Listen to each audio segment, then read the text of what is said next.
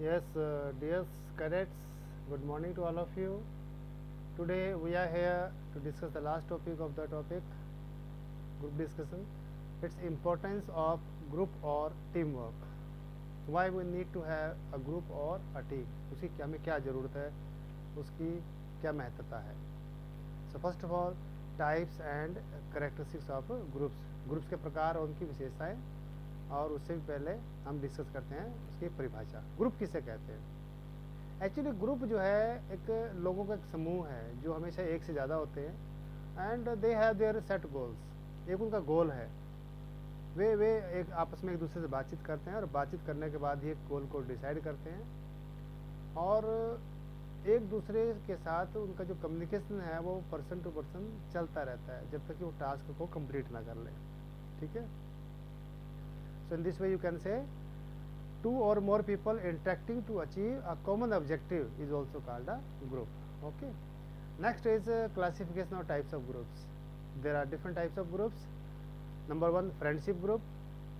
Friendship group definitely is a group of friends, but at the same time you must keep in mind where our friends or a group of friends can work only when there is a sense of personal security for all the members of the group. They are able to maintain their self-esteem and they have belonging to that group. मतलब उस group में उनका सम्मान हो, उनकी सुरक्षा हो। अगर कोई ग्रुप किसी व्यक्ति के लिए सुरक्षित नहीं है तो वो उस ग्रुप में काम करेगा नहीं करेगा, सोचेगा भी नहीं काम करने की। नॉर्मली क्या होता है कि हम जब बात करते हैं तो हम एक ग्रुप की ही बात करते हैं और एक ग्रुप में हम हमेशा सिक्योरिटी जहाँ हमारी होती है उसी ग्रुप में हम काम करते हैं। ठीक है। तो friendship group means where people are known to each other, they are you can say responsible for safety and security of each other and they maintain the self esteem of the individuals. Then the task group. एक second, मुझे जरा lights off करनी पड़ेगी।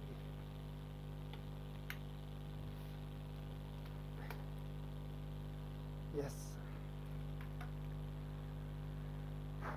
Second is task group. It is created by the management to accomplish certain organizational goal. Task group can be further classified as under number one formal groups. जो task group है किसी particular task को complete करने के लिए उसमें formal group होता है। They are established by the organisation to facilitate the achievement of the organisation goal. Organisation का क्या गोल है उसको अचीव करने के लिए उसको बनाया जाता है। दूसरा informal group, to meet out और to work out together in day to day activities. Many times it happens that the members of the group work with each other or contact with each other or interact with each other for the purpose of meeting their social needs. उनकी अपनी social needs होती हैं, उनको पूरा करने के लिए भी वो आपस में मिलते हैं, तो एक इनफॉर्मल ग्रुप बन जाता है। Effective group, an effective group is one which has the following characteristics. कोई भी ग्रुप तब तक इफेक्टिव नहीं हो सकता जब तक कि उसके अंदर ये नीचे वाले गुण ना हो। Its members know why the group exist, they have shared goals. एक कॉमन गोल को अचीव करने के लिए उन्होंने एक ग्रुप बनाया है, तो सबको पता है कि हमारा ग्रुप क्यों बना है और हमें क्या करना है, हमारा टास्क क्या है। That is known to all the members. Second है, it's members support agreed upon guidelines procedure for and making decisions. कि जो भी उनके जो गाइडलाइंस हैं, जो प्रोसीजर्स हैं, उनको फॉलो करना है और जो भी डिसीजन लेना है उन्होंने इकट्ठे लेना है और एक दूसरे के द्वारा लिए गए डिसीजन को सपोर्ट करते हैं। थर्ड है, its members communicate freely among themselves. उस ग्रुप के लोग बिना किसी झिझक के, बिना किसी हेजिटेशन के एक दूसरे से बात करते हैं, एक दूसरे से कम्युनिकेट करते हैं। अगर किसी को किसी से बात करने की ज़रूरत है तो उसमें कोई हेजिटेशन नहीं रहती है। They interact with each other freely. Fourth one is its members have learned to receive help from one another and to give help to one another. So this is reciprocal. वो एक दूसरे की मदद करते हैं, अगर किसी से मदद ली है तो उसकी मदद भी करता है। इस तरह की एक बॉन्डिंग डिवेल्प हो जाती है, इस तरह का एक व्यवहार जो उनके अंदर डिवेल्प हो जाता है। It's members have learn to deal with conflict with in the group. ये सबसे बड़ी बात है कि जो ग्रुप होता है, जो टीम होती है, वो हमेशा क्या करते हैं, ग्रुप खासकर उसमें क्या करते हैं, एक दूसरे की कमियों को एक दूसरे के व्यवहार को हम जान जाते हैं, और अगर कभी कोई कन्फ्लिक्ट किसी के बीच में होता भी है तो ग्रुप अपने आप में ही सक्षम होता है कि उस समस्या का समाधान निकाल ले, बिना किसी तीसरे आदमी को उसमें इन्वॉल्व किए। Its members have learned to diagnose individual and group processes and improve their own and the group's functioning। क्योंकि वो ग्रुप के मेंबर होते हैं तो एक दूसरे को जान जाते हैं कि कौन क्या कर सकता है, उसकी क्या लिमिटेशंस हैं, क्या उसके थ्रेट्स हैं, क्या उसकी स्ट्रेंथ्स हैं या क्या उसकी वीकनेसेस हैं, सब के बारे में जान जाते हैं और उसी के हिसाब से वो काम करते हैं। Okay, next is importance of groups. Group की इम्पोर्टेंस क्या है, उसकी क्या ज़रूरत है, उसकी क्या महत्वता है। Okay, so in a group people come together to achieve some common objective for which they have और they work in a structured fashion and utilize resources to reach the predetermined goals and targets. ये group की importance है कि पहले से कोई decide किया हुआ गोल या कोई टारगेट उनको अचीव करना है और उसके लिए वो सारे इकट्ठे हुए हैं। A group carries a lot of power in it. एक ग्रुप जो होता है उसमें बहुत पावर होती है क्योंकि उसमें बहुत सारी पॉसिबिलिटीज़ होती हैं, उनके पास सामने कोई इम्पॉसिबल नाम की कोई चीज़ होती ही नहीं है। Because once they work together for a particular goal और to achieve the particular goal, undoubtedly they can get success, for sure. For example, India got independence in the year 1947 because all were interested, all were committed to achieve the goal of independence. Though people were from different culture, different modes of living, they had different clothing, उनके खाने पीने की habits अलग थी, उनके यहाँ तक कि उनके भगवान अलग हैं, भगवान की पूजा पद्धतियाँ अलग अलग हैं, लेकिन इन सब के बावजूद भी सब लोगों ने इकट्ठे मिलकर एक गोल को अचीव करने की कोशिश की, क्योंकि उनका एक ही गोल था, वो था जो उनको बांधे हुए था, that was they have to free their mother India. उनको अपनी भारत माँ को आज़ाद कराना है। तो एक कॉमन गोल अगर है तो अलग अलग ग्रुप के लोग या अलग अलग टेस्ट के लोग, अलग अलग से पोटेंशियल के लोग इकट्ठे काम कर सकते हैं और गोल को अचीव कर सकते हैं। Types and characteristic of team. अब ग्रुप के बाद हम आते हैं टीम पे। ग्रुप बड़ा होता है, टीम हमेशा छोटी होती है। टीम हमेशा प्रिसाइज काम करती है और कंपैरेटिवली छोटी होती है। टीम की डेफिनेशन क्या है? व्हेन टू और more people who are interdependent. यहाँ ध्यान रखना कि इंटरडिपेंडेंट, एक दूसरे पर निर्भर करते हैं। जैसे क्रिकेट की टीम होती है, उसमें बॉलर भी है, बैट्समैन भी है, कुछ दोनों हैं, बॉलर भी हैं और बैट्समैन भी हैं, कुछ अच्छे फील्डर भी साथ में हैं, उनमें से कोई ऐसा है जो कीपर भी है, बॉलर भी है और बैट्समैन भी है। ठीक है, so they are interdependent and they complement each other. एक में कमी है, दूसरा उसको पूरी करता है। जैसे मान लीजिए एक बैट्समैन है, वो 5 रन बना के अगर आउट हो गया, 10 रन बना के आउट हो गया, तो उसको ये समझ है कि मैं टीम में कंट्रीब्यूट नहीं कर पाया हूँ, तो फिर उसको वो कंपनसेट करने की कोशिश करेगा। शायद वो बॉलिंग करने की कोशिश करेगा कि मैं शायद 1-2 विकेट निकाल दूँ, या फिर वो फील्डिंग में रन बचाने की कोशिश करेगा, कैच पकड़ने की एक्स्ट्रा कोशिश करेगा। ठीक है, तो ये टीम भावना होती है जहाँ हम एक दूसरे की कमियों को कॉम्प्लीमेंट करते हैं, पूरा करते हैं, उसके पूरक होते हैं, ना कि कमियों को उजागर करने वाले। टीम की कमियों को उजागर नहीं किया जाता, बल्कि टीम की कमियों को दूर किया जाता है। This is definition of team. Okay, और उनको ये भावना अपने अंदर डेवलप, या तो पहले से हो उनके अंदर भावना टीम की, या फिर डेवलप कर लें कि हाँ हमें एक दूसरे को कॉम्प्लीमेंट करना है। तो they must have complementary competencies to achieve teams गोल।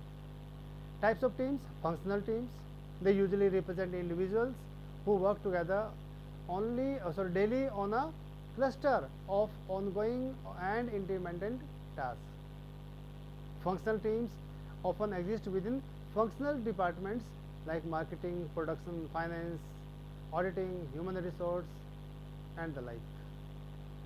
तो यूजुअली जो इंडिविजुअल्स हैं वो अपने ग्रुप को रिप्रेजेंट करते हैं और अपने काम में लगे रहते हैं, और ये उनकी रूटीन वर्क है। फंक्शनल टीम जो है वो अलग अलग डिपार्टमेंट के अलग अलग होती है। मार्केटिंग का अलग काम है, प्रोडक्शन का अलग काम है, ऑडिटिंग का अलग काम है, फाइनेंस वाला का अलग काम है। ये फंक्शनल टीम्स होती हैं। Second is problem solving teams. इनका काम क्या होता है कि जब भी कोई प्रॉब्लम अराउज होती है, whenever arise a problem between the group और amongst the group, they try to solve it out. Okay, So they focus on specific issues in their areas of responsibility. They develop potential solutions and are often empowered to take action within defined limits. उनका काम ही होता है dispute को ख़त्म करना. हाँ, कभी छोटा मोटा एक्शन अगर किसी के खिलाफ लेना पड़ता है तो एक्शन भी ले लेते हैं, लेकिन उनका काम होता है प्रॉब्लम को सोल्व करना. एक होता है क्रॉस फंक्शनल टीम्स. इसका काम होता है हमेशा कि वो एक टीम की स्किल और नॉलेज को दूसरी टीम तक ट्रांसफ़र करने में मदद करते हैं.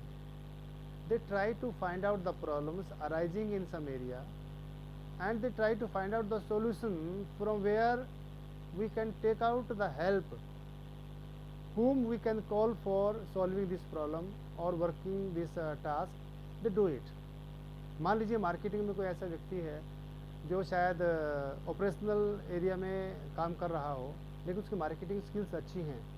तो मार्केटिंग में अगर कुछ अच्छा नहीं हो पा रहा है, then they will call that person who will in operational department या project department, so he can help it out. Okay, help the problem, they can help that team to sort it out. So that is job of cross functional team. Self managed teams, they normally consist of employees who must work together effectively daily to manufacture entire product or major identifiable component or service.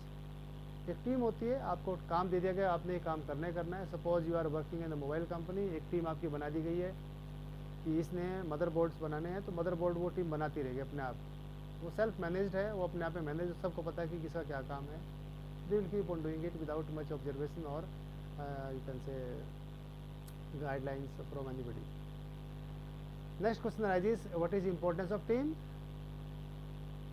A team is a small number of employees with complementary competencies, that is abilities or skills as well as knowledge, who are committed to common performance, goals and working together or working in relationship for which they hold themselves mutually accountable.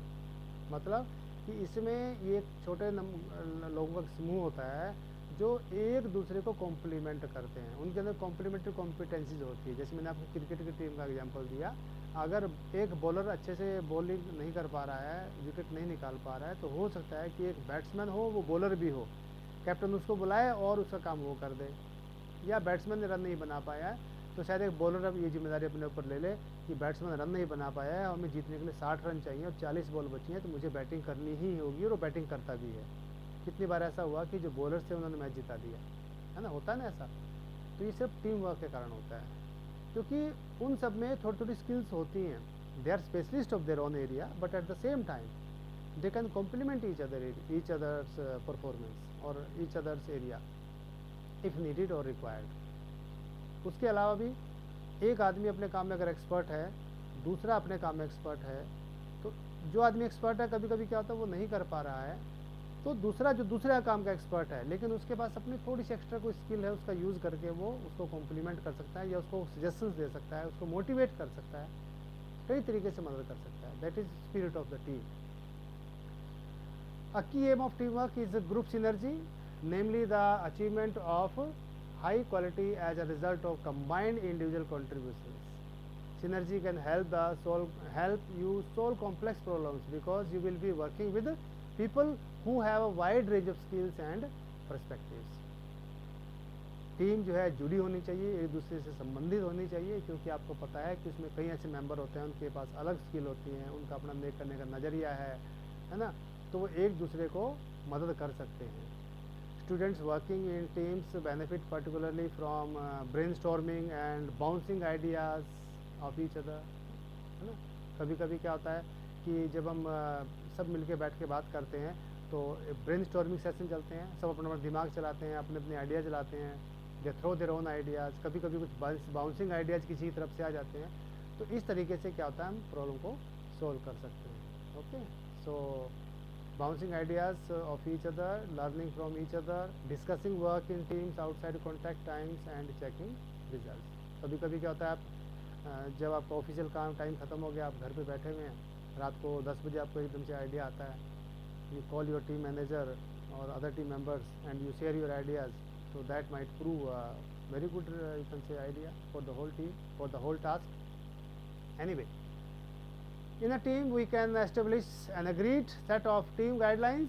We know team members, their strengths and preferred ways of working and preferred roles. We can discuss the task problem to arrive a shared understanding and summarize the shared understanding of any project. Okay, so let's conclude the topic. Conclude करते हैं. Working in a group and teams requires a lot of tolerance. काफ़ी tolerance की ज़रूरत है, एक दूसरे को सहन करने की ज़रूरत होती है, एक दूसरे से लड़ना नहीं है. कभी कभी हमारे पास एक अच्छा आइडिया होता है लेकिन वो सामने वाला आइडिया उसको पसंद ना करे, आपको बीच में टोक दे, रोक दे, तो उसमें बुरा नहीं मनाना है, क्योंकि आप टीम के मेंबर हैं. कभी कभी ऐसा भी होता है. And time to come to conclusions and make decisions. Cooperation and respect for the group और the team norms are important. हमें टीम मेंबर्स की रिस्पेक्ट करनी है, ग्रुप के नॉर्म्स की रिस्पेक्ट करनी है. और ऐसा भी हो सकता है कभी कभी ग्रुप में कोई एक इंडिविजुअल काम करे लेकिन उसका शेयर सबको मिल जाए, तो एक को ही शेयर मिले कोई ज़रूरी नहीं है. कभी कभी उल्टा भी हो जाता है कि टीम बनी है पूरी, उस टीम में एक अकेले को भी शेयर मिल सकता है कि हाँ इसने उस टीम में बहुत अच्छा काम किया, ये इसी का आइडिया था.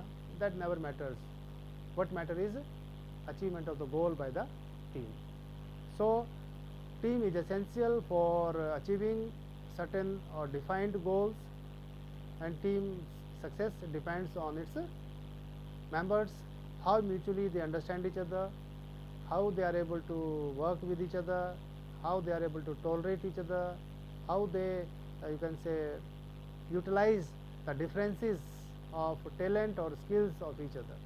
Okay, so with this the